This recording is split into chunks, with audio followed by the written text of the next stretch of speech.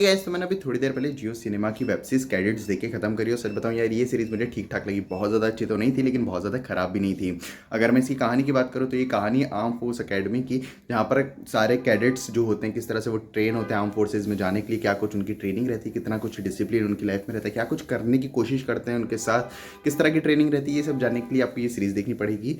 अगर मैं इसके स्क्रीन प्ले की बात करूँ तो पर्सनली मुझे इस मूवी का स्क्रीन प्ले, इस सीरीज़ का स्क्रीन प्ले ठीक ठाक लगा है, क्योंकि जिस तरह से ये सीरीज़ स्टार्ट होती है अपनी पूरी सिचुएशन को स्टैब्लिश कर दिया, में कैरेक्टर्स के साथ इंट्रोड्यूस कराया जाता है, बताया जाता है कैरेक्टर्स किस तरह की सिचुएशन में क्या कुछ कर रहे हैं, वो सारी चीज़ें ठीक ठाक है। मतलब किसी भी पॉइंट पे ऐसा फील तो नहीं होता है कि आप बहुत ज़्यादा इन्वेस्ट हो चुके हो शो में, जो कुछ भी चल रहा है उसे इन्जॉय कर रहे हो, लेकिन हाँ आप बोर नहीं होते, जो कि एक प्लस पॉइंट था इस सीरीज़ के लिए। क्योंकि पर्सनली मैंने जब इस सीरीज़ का ट्रेलर देखा था तो मुझे लगा था कि एक और क्लीशे शो आ गया, क्योंकि इससे पहले मैंने नाम नमक निशान देखा था और सच में यार वो शो मुझे थोड़ा बकवास लगा था।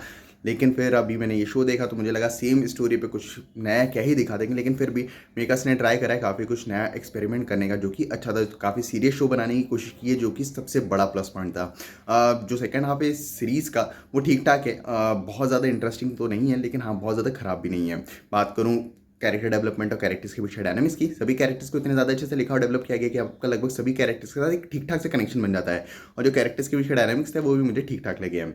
बात करूँ ट्विस्ट एंड टर्न्स की तो वो ठीक ठाक हैं, कोई भी ट्विस्ट ऐसा नहीं है जो आपको शॉक के सरप्राइज कर पाएगा। आप पूरी सीरीज को काफ़ी आराम से प्रेडिक्ट कर पाओगे, आपको पहले से पता होगा कि आगे जाके क्या कुछ हो सकता है, लेकिन फिर भी आप बोर नहीं होते हो। और भी काफ़ी सारी चीज़ें जिन पर बात की जा सकती है, लेकिन अगर मैं उन चीज़ों पर बात करने गया तो स्पॉइलर दे बैठूंगा, इसलिए उन चीज़ों पर बात नहीं कर रहा हूँ। लेकिन हाँ फ्लॉज हैं, लेकिन बहुत मेजर कोई फ्लॉ आपको देखने को नहीं मिलता है पूरे शो में। बस इसकी स्टोरी जो है वो थोड़ी और बेटर वे में लिखी जा सकती थी। बात करो एक्टर्स की परफॉर्मेंस की तो सभी एक्टर्स का काम ठीक ठाक है, फिर चाहे आप किसी की बात करो सभी एक्टर्स का काम पर्सनली मुझे ठीक ठाक लगा है। किसी का भी काम बहुत ज़्यादा अच्छा नहीं है, लेकिन किसी का भी काम बहुत ज़्यादा बुरा भी नहीं है। जहाँ तक बात है डायरेक्शन और एडिटिंग की, डायरेक्शन ठीक ठाक है, मेरे ख्याल से थोड़ा और बेटर होना चाहिए था, क्योंकि डायरेक्टर के पास एक स्कोप था, अच्छा खासा बजट था, ठीक ठाक से एक्टर्स थे, तो स्कोप था कि इसको और बेटर बना सकते थे। लेकिन राइटिंग लेवल पे मेरे ख्याल से कहीं ना कहीं कमी रह गई, जिसके कारण डायरेक्टर अपने कन्वेक्शन को, अपने जो विजन को पूरी तरह से कन्वे नहीं कर पाए हैं।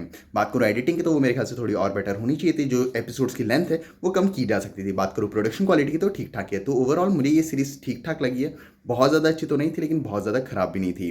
बाकी अगर इस सीरीज़ को रिकमेंड करने की बात है तो अगर आप टाइम पास करने की बात हिसाब से कोई सीरीज़ देखना चाहते हो आप देख सकते हो, आप बोर नहीं होगे। लेकिन हाँ ये सीरीज़ कोई ऐसी नहीं है जिसको देखा ही जाए, क्योंकि आजकल OTT पे इतना ज़्यादा कंटेंट अवेलेबल है कि मेरे ख्याल से सब बहुत ज़्यादा अच्छा या फिर मास्टरपीस काइंड ऑफ शो ही देखना पसंद करते हैं। तो आपको ये शो देखना है या नहीं, या आपके ऊपर है। और अगर आप लोगों ने शो देख लिया तो मुझे कमेंट्स में जरूर बताना कि आपको ये शो कैसा लगा। बाकी मिलते हैं अगली वीडियो में, तब तक के लिए जय हिंद, जय भारत।